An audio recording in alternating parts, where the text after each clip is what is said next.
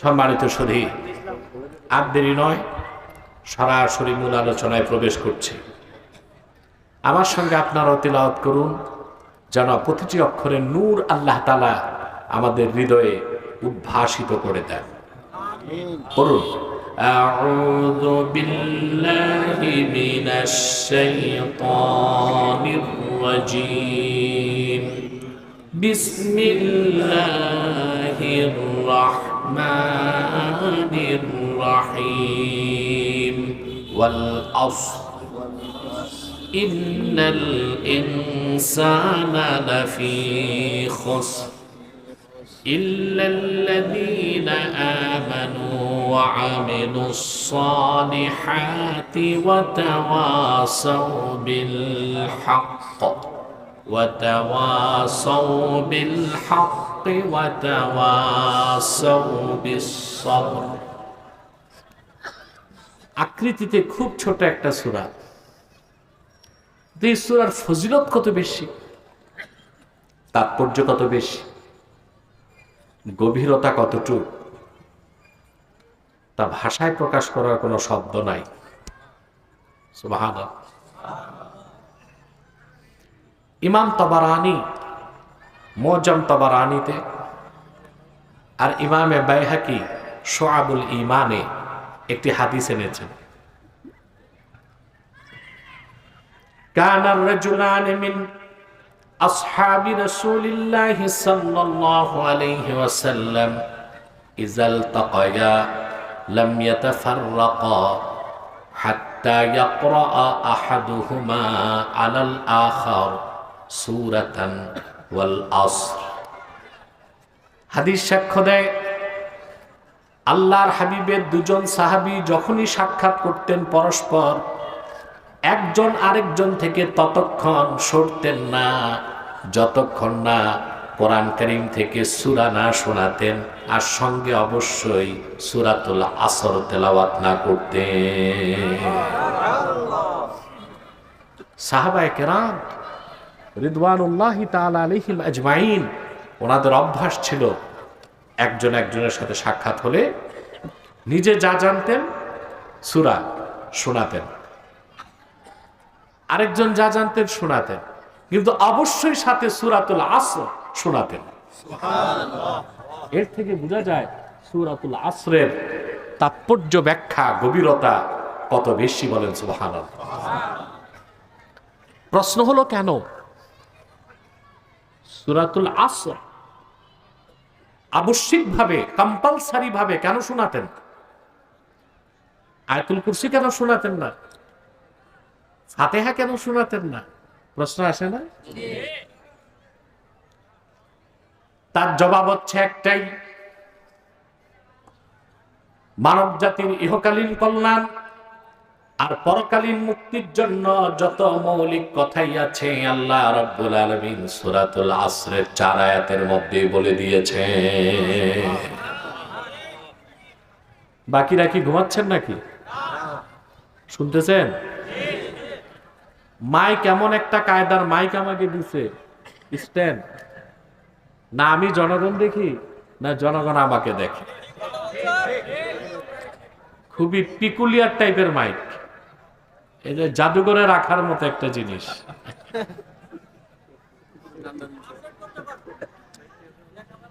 হ্যাঁ, এটাই একটা সমস্যা, বিব্রতকর অবস্থা। না আর টাইম নেই, আর না যেমন টেবিল থাকবে তোমার ওই রকম সেট আপ লাগবে। বসো, বসে যাও।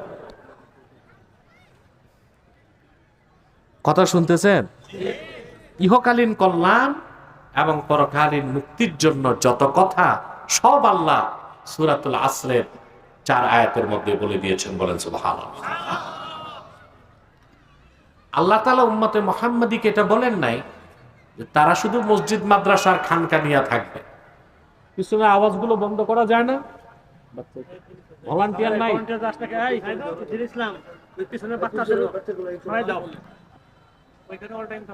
না, ছোট বাচ্চাদেরকে মারা যাবে না, আদর করে বসায় দিতে হবে, নয় বাড়ি পাঠায় দিতে হবে। সম্মানিত সুধী, আল্লাহ শুধু বলেন নাই যে ইমানদারগণ মসজিদ মাদ্রাসা খানকা নিয়ে থাকবে, বরং উম্মতে মুহাম্মাদের দায়িত্ব হচ্ছে এই ভূখণ্ডের নেতৃত্ব নেওয়া, কর্তৃত্ব করা। বলে সুবহানাল্লাহ। এটা যেন আমরা ভুলে না যাই, ঠিক না?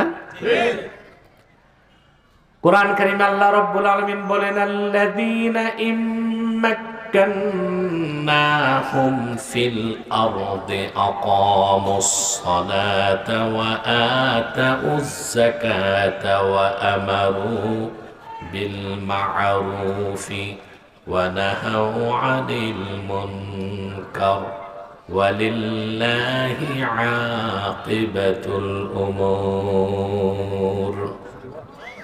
আল্লাহ রাব্বুল আলামিন বলেন, যদি আমি উম্মতে মুহাম্মাদীর ঈমানদারদেরকে ভূপৃষ্ঠের প্রোপাইটার বানায় দেই, এই জমিনের মালিকানা দান করি, তারা নামাজ প্রতিষ্ঠা করবে, যাকাত আদায় করবে, সৎ কাজে আদেশ করবে, অসৎ কাজে নিষেধ করবে, তাহলে বোঝা যায় উম্মতে মুহাম্মাদীর ঈমানদারগণ রাজনীতি করবে, ব্যবসা করবে, চাকরি করবে, আইন আদালত পরিচালনা করবে, রাষ্ট্রের পলিসি নির্ধারণ করবে। না শুধু মসজিদ মাদ্রাসায় থাকবে, সব জায়গায় থাকবে। কিন্তু আমার দেশের এক শ্রেণীর লোক আছে, তাদের কনসেপ্ট হচ্ছে যে আলেম ওলামা পীর মাশায়েখ থাকবে মসজিদ মাদ্রাসা নিয়ে, খানকা নিয়ে। আমরা ওনাদেরকে বছরে বছরে হাদিয়া তোফা দিব, আর বাকি যা আছে দুনিয়াদারি আমরা দেখব। এটা হচ্ছে চুরি চামারি আর ধান্দাবাজির একটা ব্যবস্থা। ভালো মানুষ যদি আইন আদালত দেখে, ওখানে আর ঘুষ চলবে? ভালো মানুষ যদি ব্যবসা দেখে, ওখানে সুদ থাকবে? ভালো মানুষ যদি রাজনীতিতে আসে, ওই রাজনীতিতে কাটাকাটি থাকবে? মারামারি, অগ্নিসংযোগ, সহিংসতা? আল্লাহ সুবহানাহু ওয়া তাআলা উম্মতে মুহাম্মাদীকে তৈরি করেছেন, এই জমিনের নেতৃত্ব দিবে তারা, কর্তৃত্ব তাদের হাতে থাকবে। বলেন সুবহানাল্লাহ। তারা ব্যবসা করবে, চাকরি করবে, দুনিয়াদারি করবে, পরকাল ঠিক রাখবে। কোরআনুল কারীমে আল্লাহ রাব্বুল আলামিন বলেন, রিজালুন লা তুলহিহিম তিজারাতুন ওয়ালা বাইউন আন যিকরিল্লাহি ওয়া ইকামিস সালাতি ওয়া ইতাইজ যাকাতি ইয়াখাফুনা ইয়াওমান তাতাকাল্লাবু ফীহিল কুলুবু ওয়াল আবসার। আল্লাহ রাব্বুল আলামিন বলেন, আমার হাবিবের উম্মতের মধ্যে এমন মানুষও আছে, ব্যবসা বাণিজ্য, চাকরি বাকরি, দুনিয়াদারি তাদেরকে আল্লাহর জিকির থেকে গাফেল করতে পারে না। বিশেষ করে নামাজ থেকে আর যাকাত থেকে। তারা ব্যবসা করে, চাকরি করে, রাজনীতি করবে, লেনদেন করবে, সব করবে, কিন্তু নামাজের সময় নামাজ পড়বে, যাকাতের সময় গনে গনে যাকাত দিবে, আর প্রতিটা কাজে কর্মে সেই দিন তার ভয় অন্তরে রাখবে, যেই দিন আল্লাহর ভয়তে মানব জাতির চক্ষুসমূহ আর অন্তরসমূহ কম্পন করতে থাকবে।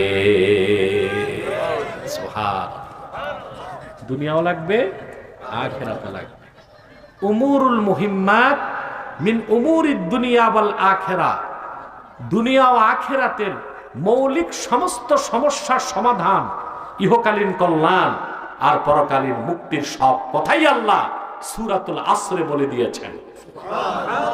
সেই জন্যে একজন সাহাবী আরেকজনের সাথে সাক্ষাৎ হলে যে কোনো সূরা শোনানোর পর কোন সূরা শোনাতেন? সূরাতুল আসর।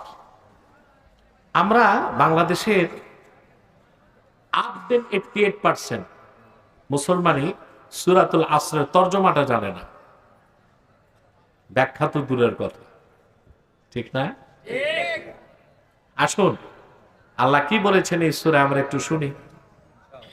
সূরাটির শুরুতেই তিনি কসম করেছেন ওয়াল আসর, শপথ আসরের। তাফসীর তো ব্যাপক, আমি কয়েকটা কথায় বুঝাচ্ছি। আসর বলতে কেউ বলেছেন আল্লাহ যুগের কসম করছেন, কেউ বলেছেন কিয়ামতের কসম আল্লাহ করেছেন। আর রাইসুল মুফাসসিরিন আব্দুল্লাহ ইবনে আব্বাস রাদিয়াল্লাহু তাআলা আনহুমা উনি বলেছেন এখানে আসর হচ্ছে হুয়াল ওয়াক্তু বাদা যাওয়ালিশ শামসে ক্বাবলা গুরুবিহা, সূর্য পশ্চিম দিগন্তে হেলে যাবার পর ডুবে যাবার আগ পর্যন্ত যে ছোট্ট সময় যখন আমরা 4 রাকাত আসর নামাজ পড়ি, ওই ক্ষুদ্র সময়টাই আসর। আল্লাহ ওই আসরের কসম করেছেন। এটা সবচেয়ে গ্রহণযোগ্য ব্যাখ্যা। প্রশ্ন হলো কেন?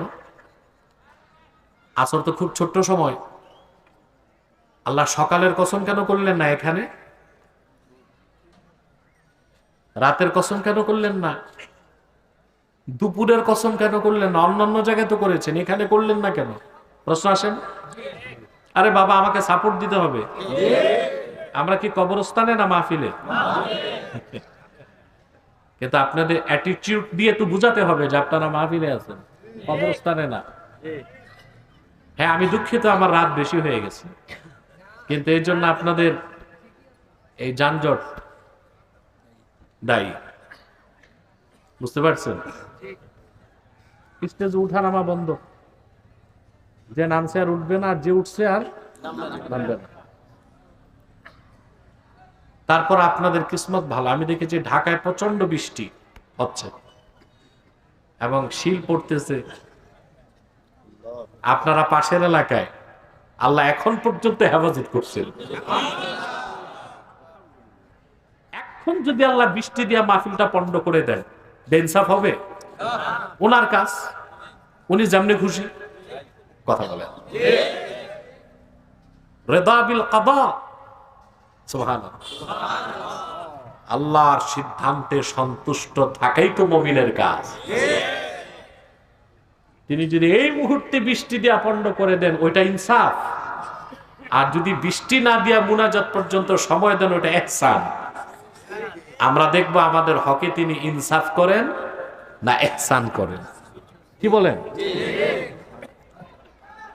সম্মানিত সুধী, তো প্রশ্ন হলো আল্লাহ তাআলা আসরের কসম কেন করলেন? এটা তো খুব কম সময়।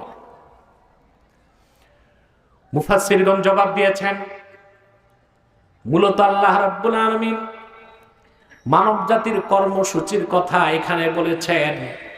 মানুষের সময় কম, কাজ অনেক বেশি। মানুষের মুদ্দাতে হায়াত, তাকে যে স্বল্প আয়ু দেওয়া হয়েছে সেই দিক আল্লাহ ইঙ্গিত করেছেন। তার মানে রে বান্দা, সূর্যটা পশ্চিম দিকে ঢলে যাবার পরে ডুবে যেতে যেমন সময় লাগে না, ঠিক সেভাবে তোমার এই পৃথিবীতে আগমনের পর তোমার হায়াত নামের সূর্যটাও ডুবে যেতে তেমনই সময় লাগবে না। বয়স খুব কম আমাদের, ঠিক না? মানুষের আয়ু খুব কম না? আমরা আশরাফুল মাখলুকাত, সৃষ্টির সেরা জীব আমরা। এই ভূপৃষ্ঠে আল্লাহ আমাদের কর্তৃত্ব দিয়েছেন, নেতৃত্ব দিয়েছেন, সব বানাইছেন আমাদের জন্য। তিনি বলেছেন, ওয়াসাখখারা লাকুম মা ফিল আরদি জামিয়া, মানব জাতি আমার পছন্দের সৃষ্টি তোরা, তোদের জন্য জমিনের সবকিছু তোদের নিয়ন্ত্রণে করে দিলাম। আমরা সেরা না? কথা বলে না? নেতৃত্ব কাদের? কর্তৃত্ব সুবহানাল্লাহ। ওয়ালাকাদ কাররামনা বনি আদম ওয়া হামালনাহুম ফিল বাররি ওয়াল বাহরি ওয়া রাযাকনাহুম মিনাত তাইয়্যিবাত। আল্লাহ রাব্বুল আলামিন বলেন,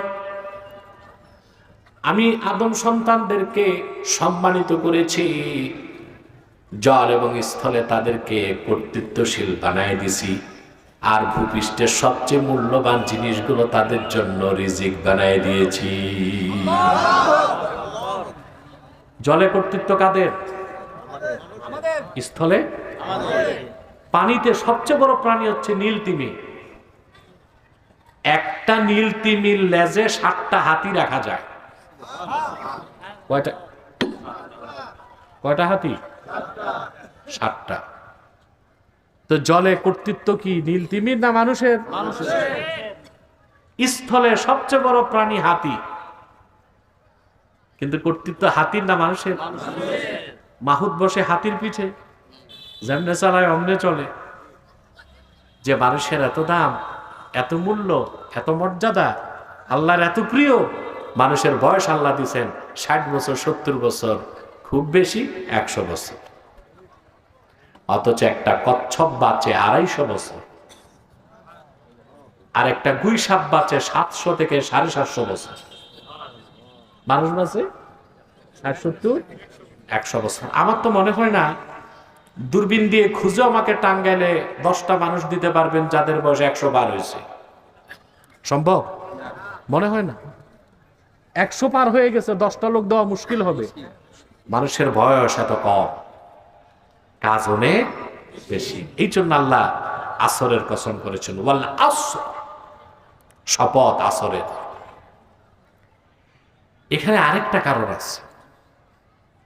আল্লাহ তাআলা কোরআন কারীমে কসম করেছেন সৃষ্টির বিভিন্ন জিনিসের, করছেন না? ওয়াল লাইল, রাতের কসম, ওয়াল ফাজর, সকালের কসম, ঠিক না? তারপরে বিভিন্ন সৃষ্টির কসম করেছেন। আল্লাহর সৃষ্টির মধ্যে অন্যতম আশ্চর্য সৃষ্টি হচ্ছে টাইম, সময়। সুবহানাল্লাহ। বলা হয় আধুনিক বিজ্ঞান আল্লাহর কুদরত, সময় চিন্তা করতে যে বিজ্ঞান তার মস্তক নত করে দিয়েছে।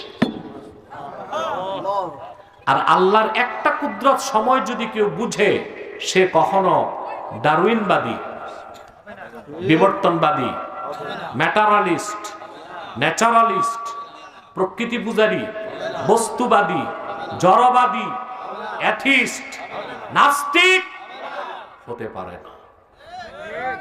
আল্লাহর একটা কুদরত দেখলে সেটা হচ্ছে সময়। সুবহানাল্লাহ। বিজ্ঞান মাথা নত করে দিচ্ছে। টাঙ্গাইলে প্রতিষ্ঠান খুব বেশি, এখানে নিশ্চয় পদার্থ বিজ্ঞানের ছাত্র আছেন, কিছু আছেন না? ফিজিক্সের আইনস্টাইনের একটা থিসিস ছিল, রিলেটিভিটির উপর, এবং সেখানে সে আরেকটা ব্যাখ্যা করেছে স্পেস এন্ড টাইম, স্থান এবং সময়, স্থান এবং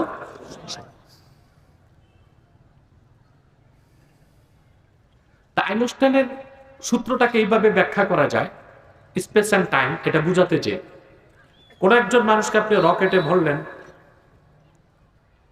আর তাকে আপনি মহাশূন্যে ছেড়ে দিলেন। রকেটের গতি যদি সেকেন্ডে আপ দেন 7 কিলোমিটার পার সেকেন্ড, সেকেন্ডে যদি 7 কিলোমিটারের বেশি রকেটটা দৌড়ায়, পাওয়ার অফ গ্রেভিটি, মধ্যাকর্ষণ শক্তি তারে আটকাতে পারবে না।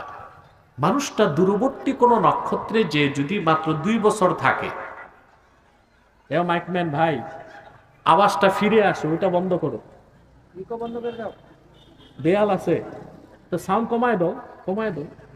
আমি তো বলেছি সাউন্ড কম, ক্লিন, ডবল না হয় আওয়াজ। আপনারা তো শুনতেছেন, বুঝতেছেন? মানুষটা যদি মহাশূন্যে চলে যায় আর দূরবর্তী কোন নক্ষত্রে 2 বছর থাকে, পৃথিবীতে ফিরে আসলে সে দেখবে তার 2 বছর পার হয়েছে পৃথিবীর 200 বছর। স্থান ভিন্ন, সময় ভিন্ন। বিজ্ঞানীরা অবাক হয়েছে, আমরা হই নাই। কারণ বিজ্ঞান এখন যা বলেছে তার চেয়ে আশ্চর্য কথা আল্লাহ 1500 বছর আগে কোরআন কারীমে বলে দিয়েছে। আল্লাহ রাব্বুল আলামিন বলেন, তা'রুজুল মালাইকাতু ওয়ার রূহু ইলাইহি ফি ইয়াউমিন কানা মিকদারুহু 50 আলফা সানা। সুবহানাল্লাহ। আল্লাহ পাক বলেন, যেদিন জিবরিল এবং ফেরেশতারা আল্লাহর কাছ থেকে হাসর ময়দানের নিয়ম কানুন আনার জন্য আকাশের দিকে যাবে, সেই হাসরের একদিন হবে দুনিয়ার 50,000 বছরের সমান।